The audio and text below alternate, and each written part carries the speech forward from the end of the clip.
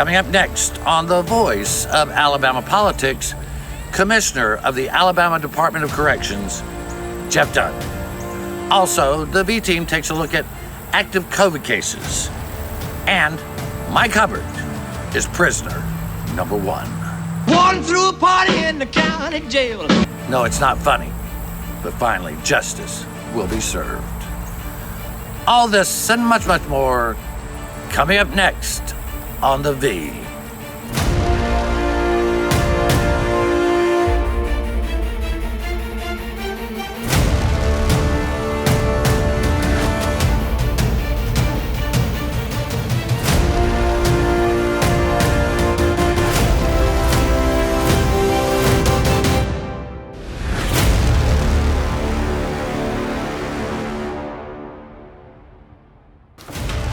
Welcome to The Voice of Alabama Politics, where we tackle the tough issues so you have the hard facts.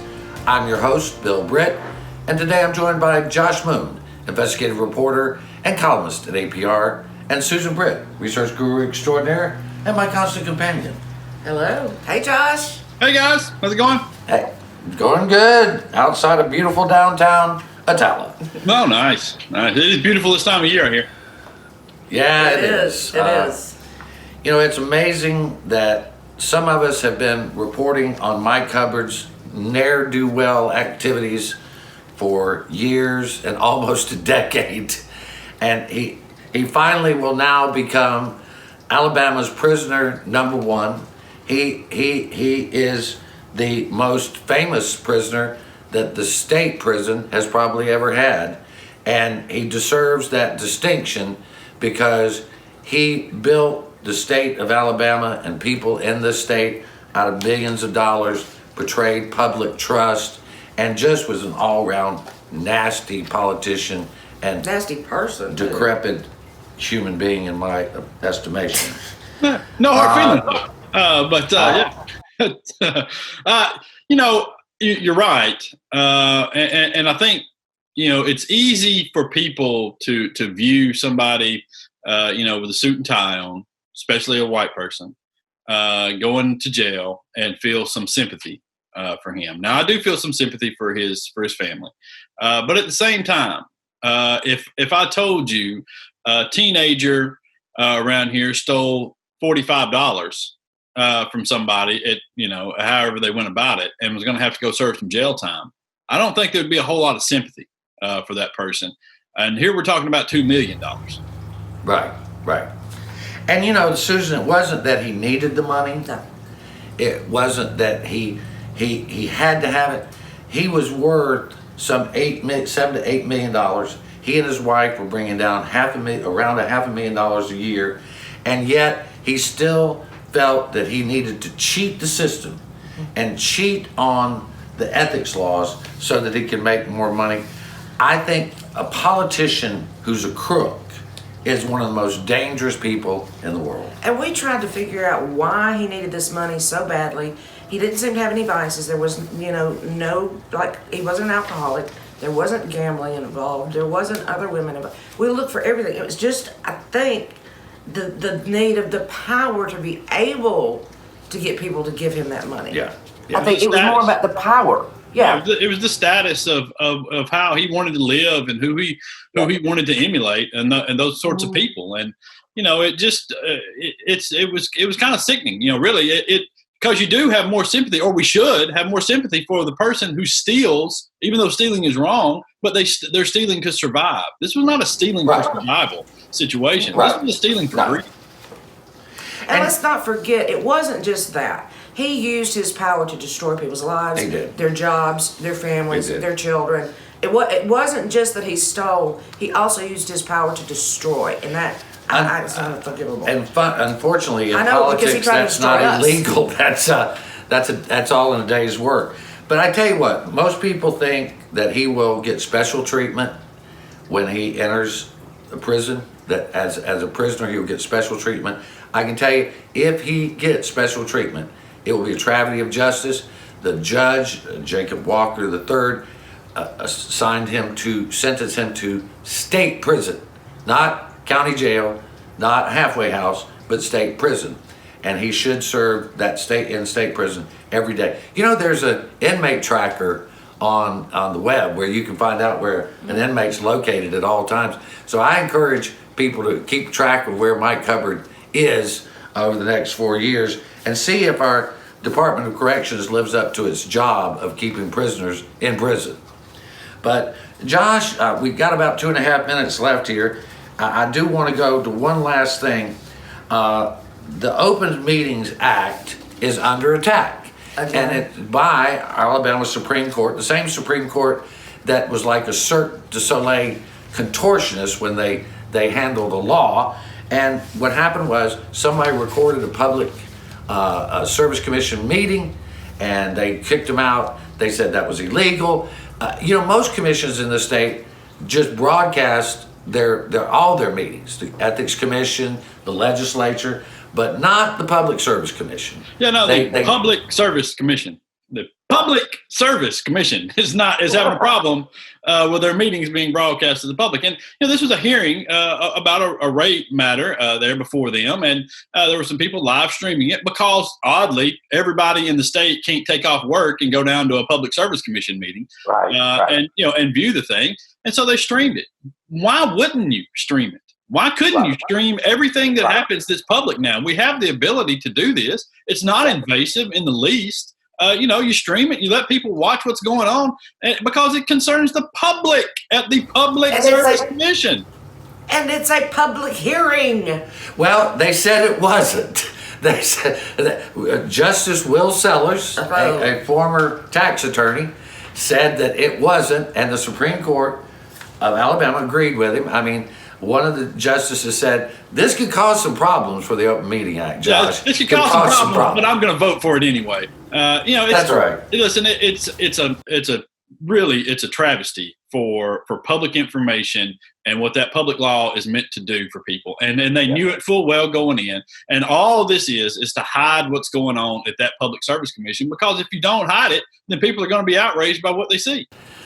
I mean, we've had people at these meetings, and, you know, I've never found anything that the people shouldn't know about, much less see. I mean, twinkles off. Yeah, they really are. There's nobody at the door, checking your name off a list that you're supposed to be involved. I mean, the thing is, and then the Public Service Commission came out and said, oh, we're doing everything we can to be transparent and accountable. Bronx cheer, right? And by that they mean they're using your tax dollars to pay for attorneys to hide their meetings. That's what they do. There you go. Well, we're going to have to leave it right there. You're watching the voice of Alabama politics. We'll be right back with more news and opinion.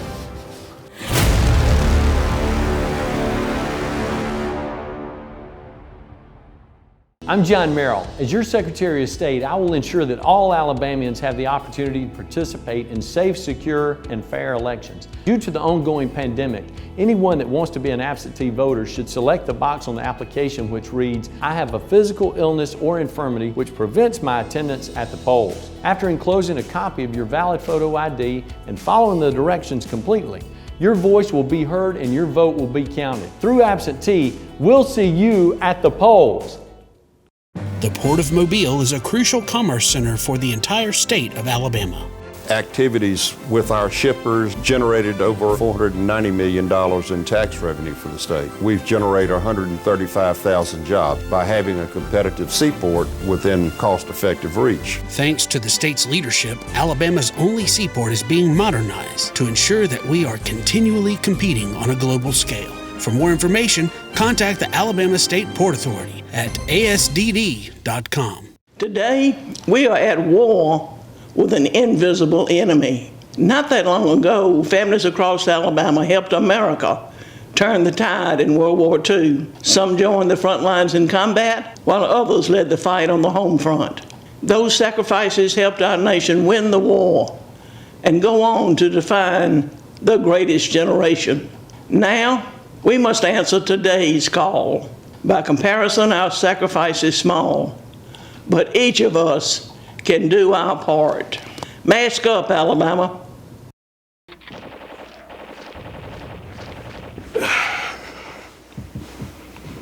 Hey man, what are you doing today? Play the game. Thought I'd go out for a drive later, maybe. Text some friends while I'm doing it. Scroll through social media. Kill a family 4 and a head-on collision. Cool, man. Drive safe, Alabama. A message from your Alabama Department of Transportation.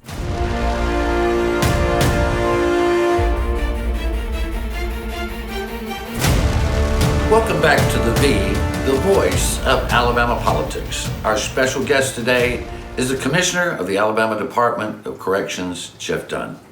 Welcome, Commissioner. Welcome. Thank you, Susan. Thank you, Bill. It's good to be with you.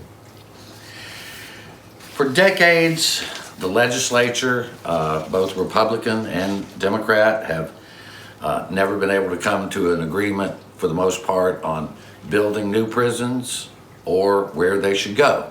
We've all watched the battles over the years, and now finally, I think through the leadership, especially Governor Ivey, we got a plan to build the new facilities, and we have some locations. I appreciate you joining us today. Can you give our viewers an overview of why we need new facilities and why that's more, well, just new facilities and a location? Let's just stick with that first. Sorry. Well, I think, and I'm glad to, and thank you for the opportunity to be with you. But, you know, Bill, you hit the nail on the head in your opening comment. For decades, we've been trying to solve this problem. And we now have a governor who is willing to take this very difficult problem head on. She's made a commitment to solve it and to do the right thing. And so it is true. For decades, our prison system has been in decline. It's lacked resources. It's lacked, in some senses, a strategic direction. It's lacked the investment that's needed to create a safe, secure, and rehabilitative environment. And so we wrote a plan, published it a little over a year ago, and it really focuses on 4 basic things that we think need to be done. And of those 4 things, the infrastructure issue is a significant portion. We made the announcement yet last week that we are going to build 3 new regional facilities. And I can go into as much detail as we want to, but just a couple of important data points as we go forward. One, we haven't built a new facility in the state of Alabama since the mid 1990s, and most of them were built way before then. So our average age of facilities is over 40 years. We have currently right now over $1 billion in deferred maintenance, and that number doubles every 5 years.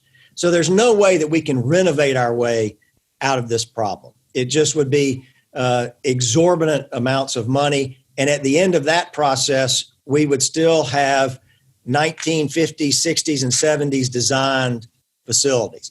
And so they're antiquated, they're falling apart, and there's no way to renovate our way out of it. Plus, the environment, the conditions in our prisons right now don't really contribute to the mission and the vision that we have for the department. Our vision is very simple. We want to be safe, secure for the state of Alabama, for our employees, and for the inmates that live there.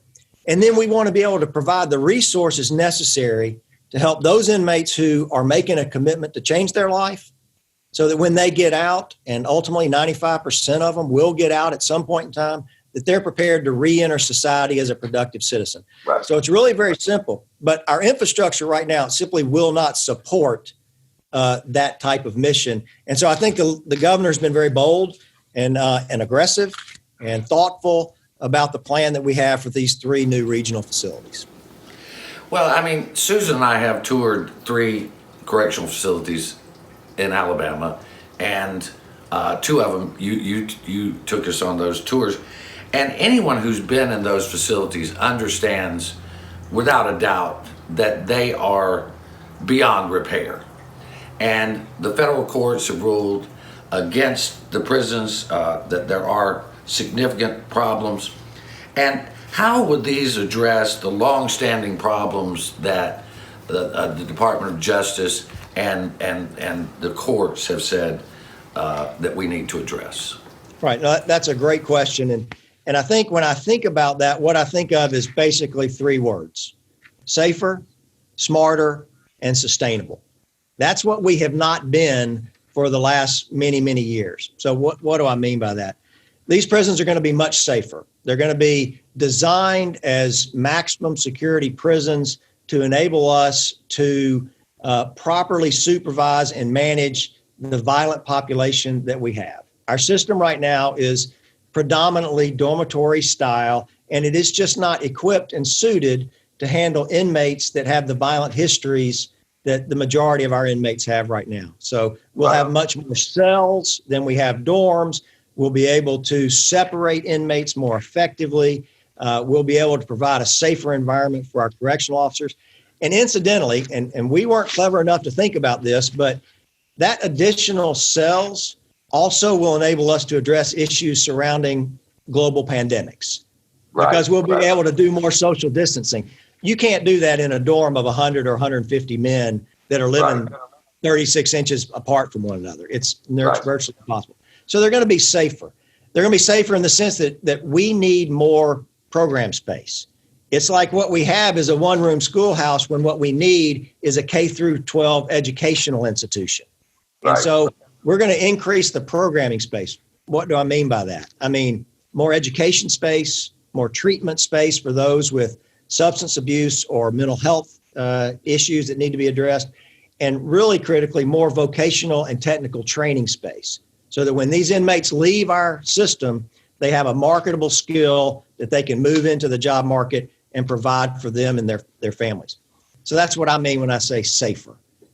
When I say smarter, corrections has come a long way in the last 20 or 30, 40 years since we built a prison. The technology is there. The ability to design how we want it from the ground up. We all know it's easier if you're building a house to design at the beginning what all you want in that house instead of having to add it on later. It just costs more if that's what you're doing. And so we can put all of these things in there at the beginning. It's a more cost-effective model. These prisons will be more efficient. They won't require the same level of staffing because of technology, because of surveillance technology and electronics and those types of things. And it'll help us eliminate this $1 billion in deferred maintenance. And then lastly, I would say they're sustainable in the sense that they're going to be built to national prison standards, which our previous ones were not. They're going to be built for a 50-year life cycle. So they're going to be built with prison grade, hardened structures that will guaranteed to last for 50 years. And then one of the key points of this whole thing is that from day one, they're going to be maintained properly, which I know you have the experience of walking in our prisons and see we have not maintained these prisons and not put those resources. So safer, smarter, and sustainable is kind of the keys to what we think is going to move us forward with these new facilities. Well, I know there will be challenges along the way. There always are, but we have spent hours with you looking over the plan and touring the facilities. We spent a lot of time with the governor's staff going through this. We appreciate your hard work and for joining us today. Come back when we're moving this process a little bit further forward. Will you do that? We absolutely will. Thank you very much. Y'all have a great day. Looking forward to it. Thank you. Our special guest today has been Jeff Dunn, Commissioner of the Alabama Department of Corrections. We'll be right back with more news and analysis.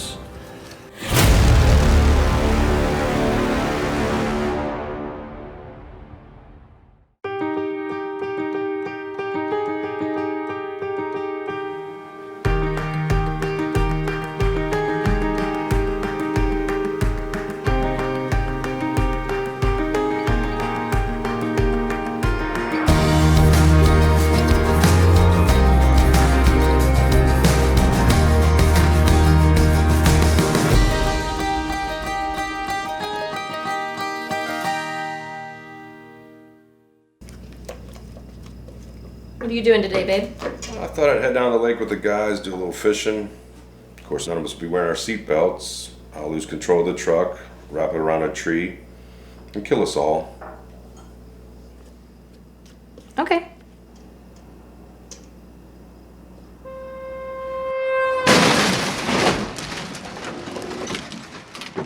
Drive safe, Alabama. A message from your Alabama Department of Transportation. I'm John Merrill. As we prepare for the general election during the pandemic, it is important for Alabamians to step up and become poll workers. Poll workers are paid officials who protect the rights of registered voters at the polls. Contact your probate judge to learn more or apply online at alabamavotes.gov. If you're 16 or older and enrolled in high school or college, you can apply to become a student poll worker by contacting your probate judge or our office. We'll see you at the polls.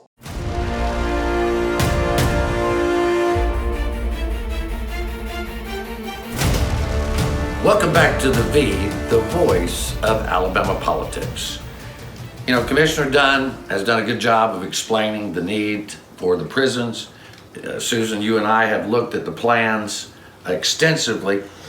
But as with anything in politics, I mean, for decades, the politicians, Josh and Susan, we know this, have avoided making any tough calls on prisons. Governor Kay Ivey made a tough call. She said, we're going to build these 3 prisons. I think they'll announce that there's going to be a women's prison in the next year or so. I think they're going to do this. But the usual suspects have come out and they said, oh, this is terrible. Governor Kay Ivey's a dictator. She's just awful. And you know, who is one of the main cheerleaders is the chief troll under the bridge, Jim. Excuse me. I've never found a subject that couldn't dissuade me from being on subject. I'm telling you, if the guy got caught on a porn, on like one of those porn sites, he would go, I was on there researching. You know, I mean, and I'm against it. That's Jim Ziegler, you know, and he is he's made a career out of turning himself into essentially a living internet troll. And you know, and you know, listen, you find your niche in life and you go with it, I guess, you know, and that's his niche in life. You know, to oppose things, he never has a plan of his own to do anything. But you know, he attacks everybody else's plans. Well, my cats have more common sense than Jim Ziegler has, and he knows nothing about prisons. So he needs to just stay home, keep his mouth shut, and do the job that he was hired by the people to do, which is very little, Susan. Yeah, very little, and it doesn't involve anything to do with prison except for counting chairs. Right. Yeah, right. you know. And I guarantee you, I guarantee you he's never stepped foot in the parking lot of one of these prisons. No. We've been through 3, and I know we keep emphasizing that, but anybody who opens their mouth about this prison plan, I want to know, have you been? And I'm going to be asking that question. Have you toured at least one prison? I mean, one of the big things that Ziegler has tried over the years is to remain out of prison. The only guy we know that had a statute. You know. What's that, Josh? I said he's come close to setting foot in a few, but. Yeah, I mean, I wish he'd release the records from the Bar Association when they forced him to hand in his he doesn't. He didn't want to practice anymore. He retired. He didn't want to pay those fees anymore. But you know, there is a status in Alabama that says I'm not practicing anymore. I don't have to pay any fees. I'm just inactive. But no, he turned his license over. If he doesn't get elected to another position in 2 years, he won't have a job. I mean, he'd make a great janitor down at the coast, you know, raking the leaves or something off the beach. But that's about it. Anyway, Jim is just a worthless person in government who stirs up things. You know, we had some people this week come out and say, well, you know, we weren't in the legislature to make these decisions. We want a chance to make. Yes, they were. They've been there 2 years. They haven't said a word in 2 years, Josh. So Cam Ward was on Jeff Poor's show, which is about the only talk show worth listening to. Jeff does a good job. But he said, look, we wouldn't do anything. Cam presented bills. There have been bills, but they never could get them passed. And now they're saying, oh, we never had a chance. Yeah, you did. Yeah, they did. And, you know, I'm torn on this because I don't like the plan,